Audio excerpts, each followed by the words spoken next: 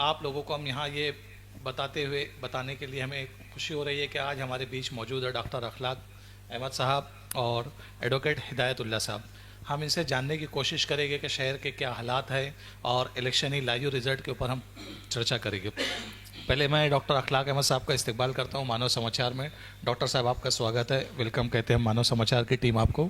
आपने शहर के काफ़ी इलेक्शन देखे हैं, शहर में इतने सारे इलेक्शन हुए, ये इलेक्शन कुछ नए तर्ज पे लड़ा गया है शहर में, तो आप इसके ऊपर कुछ बताइए हमारे व्यूवर्स को।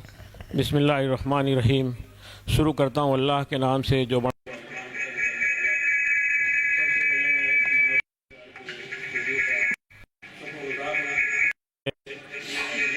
ऐसे दावत आया है शहर के सुलगते हुए मसाइल पर। जो है इंतखाबी नतीजा सामने आ रहा है और उसके साथ साथ हमारे शहर का भी हमारे शहर की तरक्की के लिए हमें हर तबके को साथ लेकर चलना है। हमारे शहर में कोई भी उम्मीद कमज़ोर मईशत को ख़त्म करना है और मजबूत मईशत और लोगों को रोज़गार से शहर में आला तालीम का नज़्म, आला इलाज व मुआलजा, इलाज के लिए तमाम तर सहूलियात से लेस ऐसा हॉस्पिटल हो जो उम्दा स्टाफ हो और ग्रेजुएट डॉक्टर्स हो, पोस्ट ग्रेजुएट डॉक्टर्स हों। क्योंकि हमारे शहर में ज़्यादातर लोग बाहर से पीजी डॉक्टर्स आते हैं, वो 15 दिन या 1 महीने के बाद आते हैं। बेचारे लोग बड़ा परेशान होते हैं उन दरमियान में। तो इसके लिए जो है आने वाला उम्मीदवार, इस पर उसे गौर करना होगा और शहर की तामीरी तरक्की और साफ़ सफाई का ध्यान रखते हुए उसका आला इंतज़ाम, रोज़गार फराहम करने के लिए आला कंपनियों की मैन्युफैक्चरिंग का नज़्म होना चाहिए। और हमारे शहर से रेलवे लाइन का गुज़र हो जाए। रेलवे लाइन का गुज़र होने से गरीबों और आवाम को उम्दा रोज़गार मुहैया फराहम करने का मौका मिलेगा और इन जैसे अहम मौज़ूआत पर सियासी, समाजी, फलाही एतबार से अमल दरामद करने की कोशिश करना चाहिए।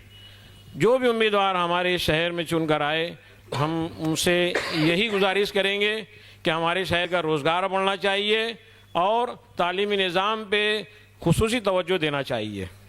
शुक्रिया डॉक्टर साहब। मैं एडवोकेट हिदायतुल्लाह साहब, आपका मानव समाचार में स्वागत करता हूँ। आपने भी काफ़ी इलेक्शन देखे हैं शहर के, तो आपका क्या बोलना है इस इलेक्शन को लेके? अस्सलाम वालेकुम। सबसे पहले तो मैं हमारे मानव समाचार और इनके तमाम ही स्टाफ का शुक्रिया अदा करता हूँ कि आप लोगों ने हमें यहाँ पर बुलाए, ज़र्रा नवाजी की। बहरहाल ये इलेक्शन जो हमारे मालेगांव शहर में हो रहा है सेंट्रल, यकीनन ये हर तरह से इस मर्तबा हट कर इलेक्शन है। बहुत इलेक्शन देखे लेकिन इस तरह का इलेक्शन शायद ही कभी देखने में आया हो। ये इलेक्शन शहर की तामीर और तरक्की और अच्छाई और बुराई, इस 2 नाम पर इलेक्शन लड़ा गया है। और मैं तो इतना चाहता हूँ इलेक्शन सिर्फ 2 दिन का है। इलेक्शन जब तक है, जब तक हमें आपसी इख्तिलाफात एक सियासी तौर पर रहना चाहिए और इलेक्शन ख़त्म होने के बाद, रिज़ल्ट आने के बाद, सबसे पहले मैं अहलियान शहर को ये ज़रूर कहना चाहूँगा, मैसेज देना चाहूँगा कि इलेक्शन ख़त्म होने के बाद हम सब आपस में भाई हैं, हमें मिलकर रहना है। सियासी नज़रियात सबके अपने अलग रहते हैं, लेकिन हमें अपने शहर को अच्छा रखना है, तामीर और तरक्की पर काम करना है। जिस तरह से इलेक्शन हुआ, मैं समझता हूँ कि इस मर्तबा वाकई जो भी सीट चुनकर आएगी, मैं महसूस करता हूँ कि पीछे को छोड़कर आने वाले वक्त में शहर में यकीनन तामीर और तरक्की होगी। जैसा कि हमारे अपने सियासी लीडरान ने वादा किया, तो उसको मद्देनज़र रखते हुए यकीनन हमारे शहर का काया पलट होगा। और जैसा रुझान अभी सामने आ रहे हैं, जिससे ऐसा महसूस होता है कि जो भी पार्टी आए, अभी बोला नहीं जा सकता क्योंकि भाई अभी बहुत मुकाबला टाइट फिट और टफ चल रहा है, लेकिन बस इतनी गुजारिश करूंगा जो भी सियासी पार्टी चुनकर आए वो सबसे पहले शहर की तामीर और तरक्की का ध्यान दे और आपसी भाईचारे का ध्यान दे। शुक्रिया एडवोकेट साहब। एडवोकेट साहब, मैं यहाँ पे हमारे व्यूवर्स को बताना चाहूँगा कि 12वें राउंड का नताइज सामने आ चुके हैं, जिसमें मुफ्ती मोहम्मद इस्माइल कासमी को 5,933 वोट मिले हैं और आसिफ शेख को 2,104 वोट मिले।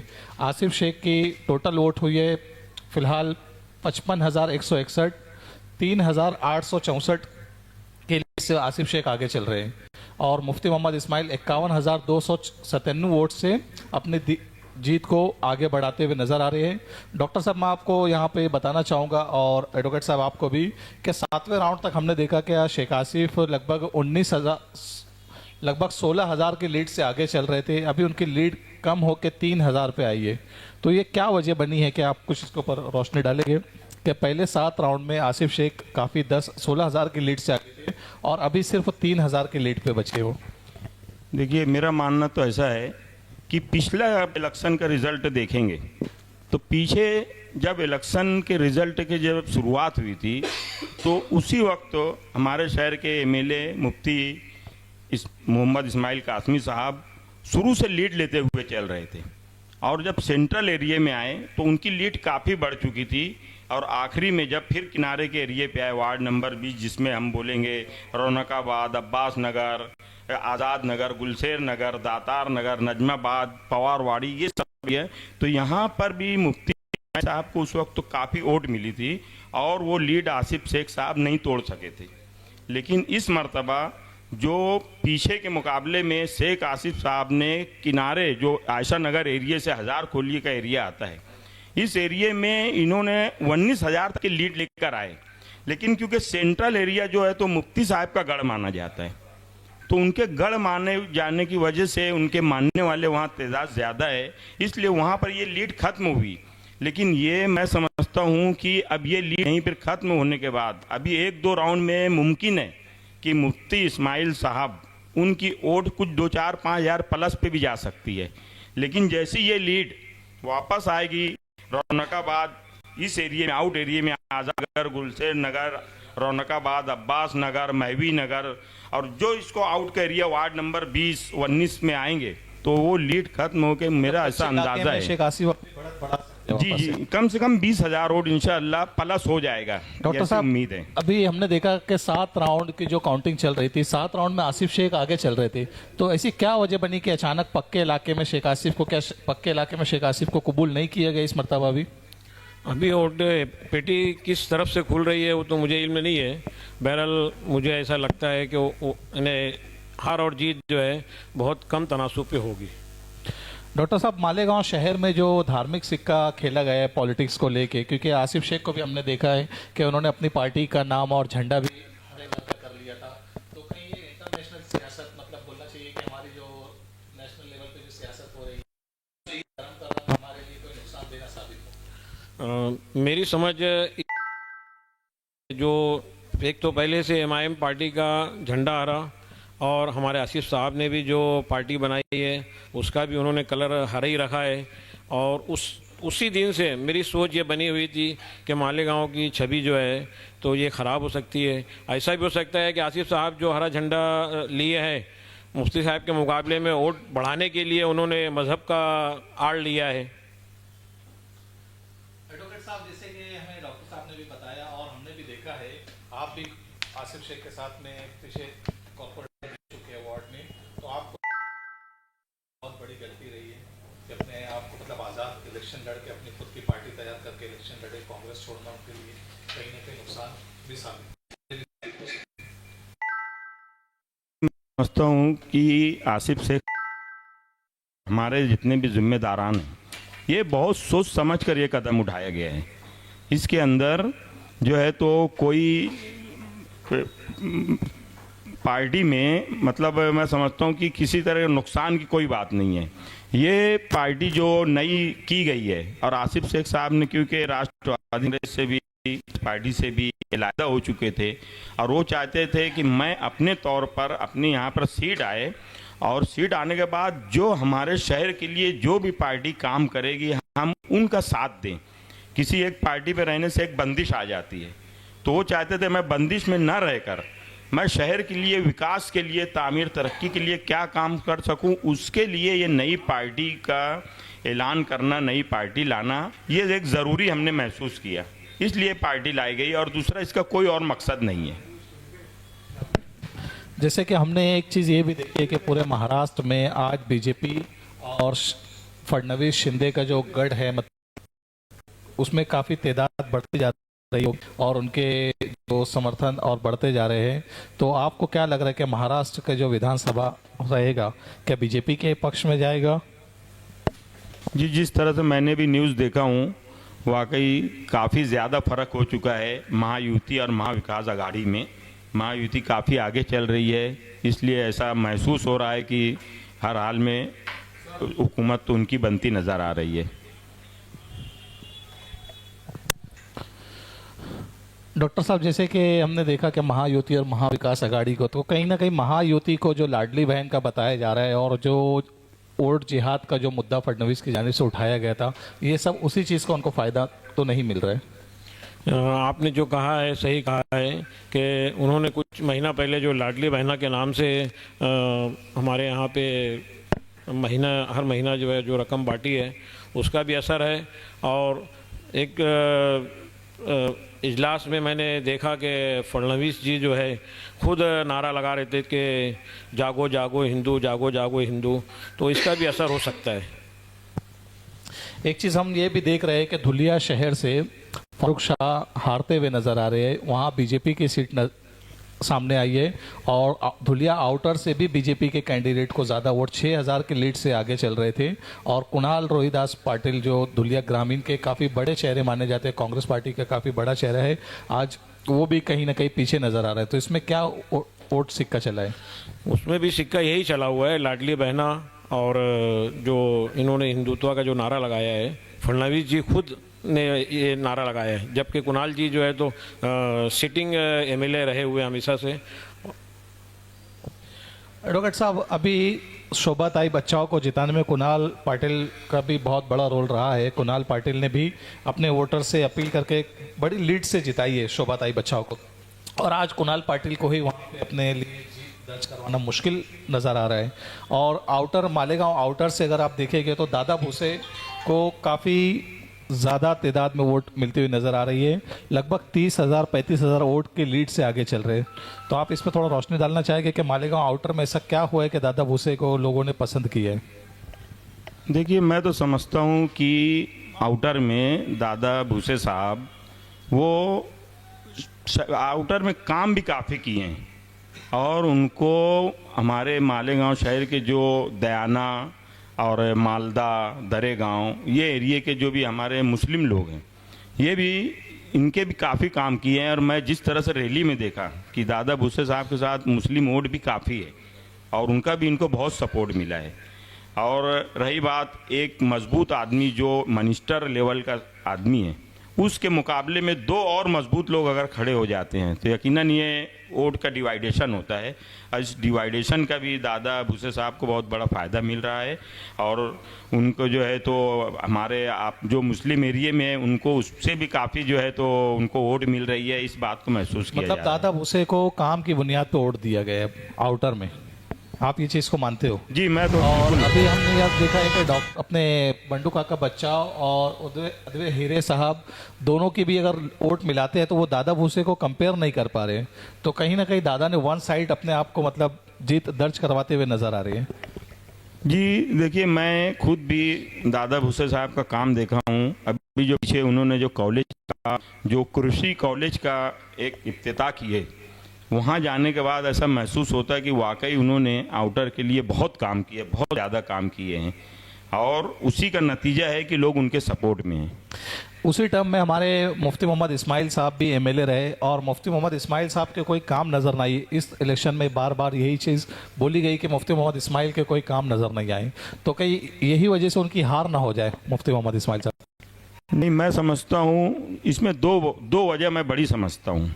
सबसे बड़ी वजह तो ये बात सच है कि शहर के अंदर मुफ्ती इस्माइल कासमी साहब का जो तो काम नज़र नहीं आ रहा है, उन्होंने कोई ऐसा बड़ा काम नहीं किया जो वो अपने स्टेज से बता सकते। और दूसरी अहम वजह उनके जो है तो लोगों से ताल्लुकात मिलना जुलना, ये 5 साल में उनकी बहुत ज़्यादा दूरी लोगों से हो गई थी, जो सबसे बड़ी नाराज़गी की वजह बनी। मतलब उनके जो मानने वाले लोग हैं वो, उनका ऐसा कहना है कि हम 4 साल 5 साल से मुफ्ती साहब से हमारी मुलाकात नहीं हुई, हमारे वार्ड में नहीं आए। मैं समझता हूँ ये बहुत बड़ी वजह शामिल है मुफ्ती साहब के जो है तो वोट का परसेंट गिरने की। यहाँ पे हम अभी 13 राउंड का निकाल भी सामने आया है। मानव समाचार के चैनल पर अपडेट कर दिया। मैं आपको यहाँ बताना चाहूँगा 13 में शेख आसिफ को 3,449, मुफ्ती मोहम्मद इस्माइल कासमी को 6,578 वोट मिले। यहाँ आसिफ शेख नजर आए हैं। आसिफ शेख की लीड अभी फिलहाल 735 बताई जा रही है। तो क्या वजह है कि अचानक से 13 राउंड 7 राउंड के बाद से आसिफ शेख अपनी लीड को कम करते हुए नजर आए? डॉक्टर साहब, वोटिंग का परसेंटेज जो है अभी बाकी है, तकरीबन 12वां या 13वां राउंड चल रहा है। 13 राउंड कंप्लीट हो गए हैं। अभी मेरे हिसाब से मेरे इल्म में है कि 21 राउंड है, तो 8 राउंड अभी बाकी है। हो सकता है इसमें दोनों में जो भी फैसला हो, बहरहाल मेरे हिसाब से तो बहुत कम वोटों में फैसला होगा। मतलब अभी हमें कोई नतीजे पे नहीं पहुंच सका हम इस 13 राउंड के नताइज के ऐलान होने से, क्योंकि 13 राउंड होने के बाद मुफ्ती मोहम्मद इस्माइल कासमी की जो टोटल वोट है 57,875 वोट बताई जा रही है और शेख आसिफ की 58,610। तो बहुत कम का फ़र्क है, 735 वोट का ही फ़र्क है एडवोकेट साहब, ज़्यादा नहीं है, सिर्फ 735 वोट का। और जैसे कि उनके जो समर्थक थे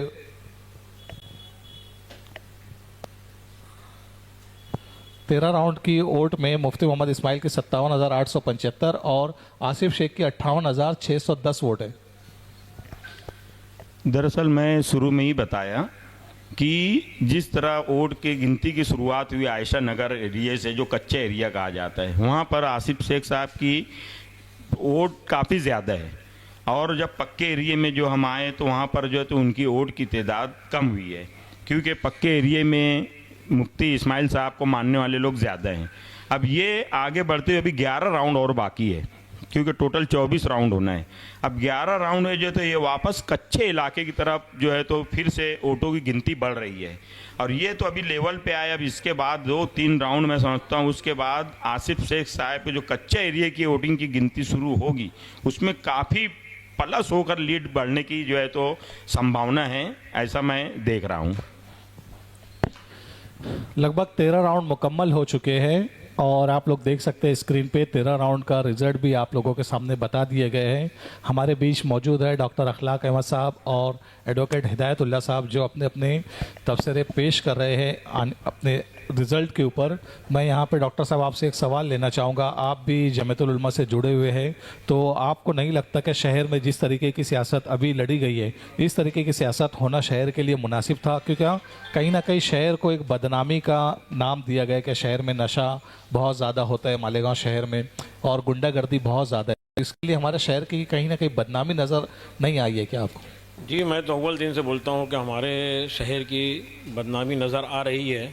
वजह यह है कि ऐलान ये किया गया अच्छाई और बुराई का इलेक्शन। मैं समझता हूँ पूरे इंडिया में अच्छाई और बुराई का इलेक्शन कहीं नहीं होता है। काम की बुनियाद पे इलेक्शन होता है। जो काम करता है वो आगे चल के आता है, जो काम नहीं करता है वो पीछे जाता है। और जो सिटिंग एमएलए रहकर भी अगर काम नहीं करेगा तो आवाम बोलती है कि ये नाकाम एमएलए है। एडवोकेट साहब, हमने एक चीज़ ये भी देखी है कि शेख आसिफ के जो क्वार्टर का काम था 2014 के कार्यकाल में जो काम किए थे, तो आवाम ने उसको ठुकरा दिया था उस वक्त, इसलिए मुफ्ती मोहम्मद इस्माइल को चुन के दिया था। या फिर एमआईएम का जो पार्टी का सिलेक्शन करना मुफ्ती साहब के लिए वो फ़ायदेमंद साबित हुआ है उस वक्त? नहीं, मैं समझता हूँ बिल्कुल ये बात सच है। उस वक्त तो अवेसी फैक्टर भी चला था, और अवेसी फैक्टर चलने की वजह से शेख आसिफ साहब के जो काम थे, जो उनके एमएलएशिप के तामीरी काम थे, वो थोड़ा फीके पड़ गए थे। ये इस बात का बहुत बड़ा असर था। लेकिन इस मर्तबा ये 5 साल गुजरने के बाद शहर में जब बड़ा काम कोई नज़र नहीं आए मौजूदा एमएलए से, तो लोगों ने महसूस किया, और वही जो काम 5 साल पहले आसिफ शेख साहब ने किया था, उस काम का बदला, उस काम का जो है तो देखा जाए तो लोगों ने उसका बदल इस मर्तबे जो है तो उनको देने की कोशिश की है। और उसमें सबसे बड़ी चीज़ मैं समझता हूँ मालेगांव के जो तुलबा थे जिन्हें किताबें व्याजा तकसीम की गई थी, वो लोगों का बहुत बड़ा फैक्टर सामने आया है।